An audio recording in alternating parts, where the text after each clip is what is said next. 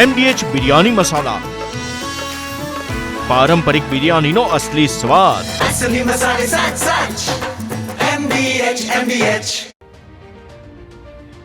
રાજ્યના ખેડૂતો માટે સૌથી મોટા ખુશખબર છે. નમસ્કાર, આપ જોઈ રહ્યા છો TV9. હું છું હાર્દિક મોદી. સાંજના 5 વાગી રહ્યા છે અને સમાચાર છે તે સૌથી મોટા ખેડૂતો માટે એટલા માટે છે કારણ કે આ સમાચાર ચોમાસા માટેના છે. જી હા, બ્રેકિંગ ન્યૂઝ આવી રહ્યા છે જ્યાં ચોમાસું અંદમાન નિકોબાર ટાપુ પર પહોંચી ચૂક્યું છે અને પરિબળો સાનુકૂળ હોવાથી તે આગેકૂચ કરી રહ્યું છે. એટલે ગુજરાતમાં પણ ચોમાસું વહેલું આવશે. કેરળમાં 27 મે સુધી ચોમાસું પ્રવેશ કરશે તેવી આગાહી અત્યારે કરવામાં આવી છે. જો આ જ રીતે ચોમાસાની આગેકૂચ થાય તો ગુજરાતમાં પણ ચોમાસું વહેલું આવવાની પૂરેપૂરી શક્યતા હવામાન વિભાગની છે. अभी जो मानसून ऑनसेट होने का जो पूर्वानुमान दिया गया है केरला में 27 मई तक दिया गया है. इसमें मॉडल एरर ±4 डेज है. अर्ली ऑनसेट का तो अभी पूर्वानुमान दिया गया है.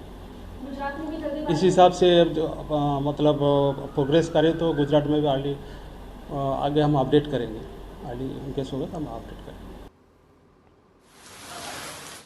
તો ચોમાસું વહેલું આવે તેવી પૂરેપૂરી શક્યતા વ્યક્ત કરવામાં આવી છે કારણ કે હાલ જે પ્રમાણેની જે સમાચાર આવ્યા છે જે હાલ 16મી મે આજનો દિવસ અને આજના દિવસે અંદમાન નિકોબારમાં ચોમાસું સત્તાવાર બેસી ગયું હોય તે પ્રકારની માહિતી છે. અને જો આ જ ગતિએ ચોમાસું ભારત તરફ આગળ વધી રહ્યું છે તો શક્યતા છે કે 27 તારીખની આસપાસ કેરળમાં ચોમાસું બેસે અને એ જ ગતિથી જો ચોમાસું આગળ વધે છે. અલગ અલગ રાજ્યોની વાત કરીએ પરંતુ એમાં ગુજરાતની વાત કરીએ તો શક્યતા છે કે લગભગ 8 થી 10 દિવસ ગુજરાતમાં ચોમાસું વહેલું બેસે તેવી શક્યતા છે કારણ કે હાલ વરસાદી માહોલ અલગ અલગ જિલ્લાઓમાં જોવા મળી રહ્યો છે પરંતુ આ કમોસમી જ કહી શકાય. પરંતુ સમાચાર અંદમાન નિકોબારના છે જ્યાં હાલ 16મી મેના રોજ આજે સત્તાવાર ત્યાં ચોમાસાનું આગમન થઈ ચૂક્યું છે અને સતત એ જ ગતિથી તે આગળ વધી રહ્યું છે. કેરળની વાત કરવામાં આવે તો કેરળમાં ચોમાસું જ્યારે બેસે છે અને ત્યારબાદના સમયમાં ગુજરાતમાં ચોમાસું બેસતું હોય છે. લગભગ 1 મહિના જેટલો સમય રહેતો હોય છે અને એ જ દિવસોમાં હવે કેરળમાં પણ વહેલું ચોમાસું બેસે તેવી શક્યતા છે કારણ કે અંદમાન નિકોબાર બાદ હવે કેરળ તરફ એ ચોમાસું છે તે સતત આગળ વધી રહ્યું છે અને એ જ ગતિ પર આગળ વધી રહ્યું છે.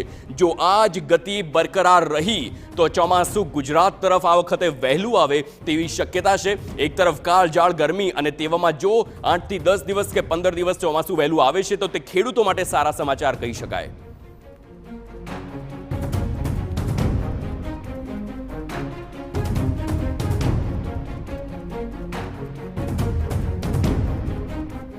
અને હવે તમને બતાવીએ કે હાલ ચોમાસાની શું સ્થિતિ છે. ચોમાસું કયા કયા સ્થળે પૂર્વાનુમાન કરતા વહેલું પહોંચ્યું છે અને આવનારા દિવસોમાં તેની આગેકૂચ કેવી રીતે રહી શકે છે તે આ મેપના માધ્યમથી સમજવાનો પ્રયાસ કરીશું. આ ભારતનો આખો નકશો છે અને જે આ રેડ લાઇન્સ આપ જોઈ શકો છો આખા ભારતના નકશા પર રેડ લાઇન્સ છે. એ રેડ લાઇન્સ છેલ્લા 16 વર્ષમાં કઈ તારીખ પર ચોમાસું ક્યારે બેસતું હોય છે તેનું પૂર્વાનુમાન કરવામાં આવ્યું છે. દાખલા તરીકે સૌથી પહેલાની વાત કરીએ તો રેડ લાઇન અહીંયા 22મી મે છે એટલે કે આ વિસ્તારમાં દર વર્ષે 22 મેની આસપાસ ચોમાસું સત્તાવાર રીતે બેસતું હોય છે. પરંતુ હાલની વાત કરીએ તો 16મી મેના રોજ અહીંથી ચોમાસાની શરૂઆત થઈ છે અને જ્યારે એની જ ગુજરાતમાં વાત કરવામાં આવે તો ગુજરાતનો આ પટ્ટો જોઈ શકાય એટલે કે 15 જૂન સત્તાવાર રીતે ચોમાસું દર વર્ષે બેસતું હોય છે. આપણે દર વર્ષે જોઈએ છે કે 15 જૂનની આસપાસનો સમય હોય છે જ્યાં સત્તાવાર ચોમાસાની ગુજરાતમાં ઘોષણા કરાય છે.